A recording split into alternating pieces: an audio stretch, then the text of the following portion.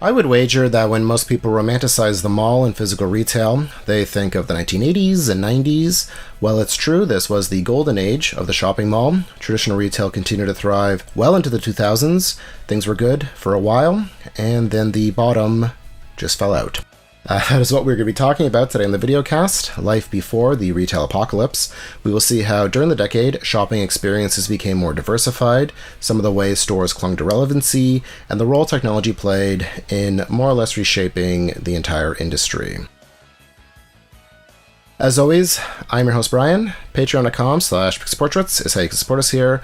Well over 100 exclusive videos over there at this point. Should have a new one up soon. A media profile featuring aesthetics and content around my book, The Nostalgia Economy, which is also available on Patreon. Digital copies, $5 a month, get you access to all that. We have physical copies available as well. We also have t-shirts. We have actually seen an uptick in sales of those lately. So thank you to everyone who's bought one. I will post links to all of this in the description. Please consider supporting us if you can. The best thing you can do, though, is like this video, share it, tell a friend. That helps out a lot. Now, I love talking about this period because it was such a transitional time. There was a massive shift, not only in how we shopped, but the things we were shopping for. We were living in the future. Technology was advancing so quickly, and every new device was significantly different than the last. Huge jumps in terms of design and performance. Sure, much of this started in the 90s, but truly developed in the 2000s. The move to digital video, DVD. Personally, I think DVD is peak physical media. The picture and sound were far superior to VHS, which gets remembered much more fondly. Special features were included. Some amazing box sets came out that treated movies with reverence, more than just content. TV shows, TV on DVD changed the way we watch television. Binge watching is associated with streaming, but it started on DVD, popping a disc in and watching 5 or 6 episodes in a row, play all. Digital television, the way TVs looked, both physically and their picture changed as well. Flat screen, widescreen, high definition. Digital music, modern marvels like the iPod. This was the hottest piece of tech in the first half of the decade, a mobile entertainment device you plugged into your computer and loaded with songs and eventually videos. You could buy albums or individual songs from a digital storefront, again, changing the way we bought and consumed music. There were also digital cameras. Historically, photo centers, portrait studios were set up in stores, famously Sears, where you would go to get your picture taken or developed. In the 2000s, with the move away from film towards digital photography, you could upload your photos to a store's website and just pick them up later. People became more comfortable shopping online. Recently, we talked about the rise of online retail. In that video, we saw how beloved brands first went online in the mid-90s, and by the millennium, internet shopping was all the rage. This continued into the 2000s, with stores trying to gain a foothold in what was very much a brave new world. Internet upstarts like Amazon and Netflix had an advantage because all of their effort went into their online presence, because that's what they were, a website. Traditional retailers had to balance navigating e-commerce with multiple physical locations, brick-and-mortar stores. A lot of mixed results on this one, like Blockbuster, for example. Blockbuster went online. This doesn't get mentioned much, but they did try to compete with Netflix with a movie-by-mail service of their own in 2004, Blockbuster Online and Total Access. We all know how this ended, but an effort was made.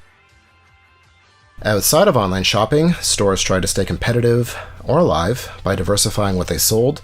Stores that were known for toys expanded into movies. Stores known for music added movies and then expanded into video games and technology. I get the thought process here, but personally, to me this is a red flag. Department stores exist that sell everything. I prefer more specialized stores stay within their niche. I think GameStop is probably the biggest offender for this. Video game store that cannibalized a bunch of other video game stores today is mostly known for being a nerdy hot topic. Yes, the nature of games moving digital is partly to blame, but GameStops are basically Funko stores at this point. On diversifying, GameStop actually had a failed Blockbuster killer in the 2000s, MovieStop, a video rental store that applied the practices from their game store to movies, like trade-ins and midnight launches, which are another cornerstone of 2000s retail. Very popular with video games and consoles. This video is being produced in the wake of the Nintendo Switch 2 launch. Congratulations on your purchase if you got one. A weird thing to congratulate someone on. But this is a pretty weird culture. Waiting in line, sometimes for days, for the chance to buy something. I've done it on both sides of the counter. There is an excitement to it. Hype is very real, and you get to share it with a bunch of other people who are into the same thing you are. There is a feeling of victory when you do finally get one. Midnight launches obviously still happen. The Switch 2 had one, and there are some benefits to them. You get the product when it comes out, versus potentially waiting, experiencing delays. Tons of people who pre-ordered the new Switch online didn't get it on launch day, while some people were lucky and just walk into a store. They still had some available. Watching footage or old news clips of midnight releases, many people are there to make money. They wait in line and flip it, exploiting demand. We've talked about reselling before, but scalping used to be much more difficult. You'd actually have to show up rather than just have bots do it for you. The future used to be physical. You could walk into a store like Best Buy or even Walmart, and they would have rows of CDs or DVDs. Every Tuesday, new movies would be released. You could buy something and it would be yours. No one was going to break into your house and take it, or an update wouldn't remove your ability to play it. You owned it. So much effort went into stores winning you over as a customer, keeping you feeling valued and coming back. Of course, these interactions or efforts were always transactional, money for a service or product, but there was at least the illusion of caring. Now, they have you. Sure, raise the price. They're going to buy it anyway.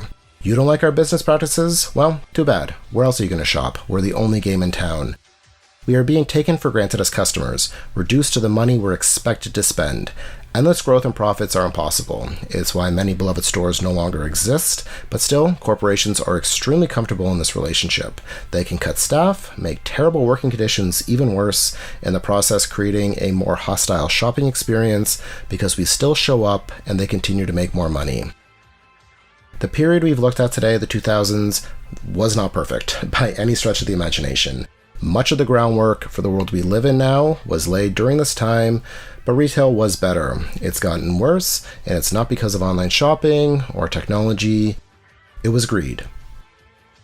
Anyway, let me know what you think. What are some of your favorite shopping memories from the 2000s? Have you ever camped out for a midnight release? Let me know in the comments.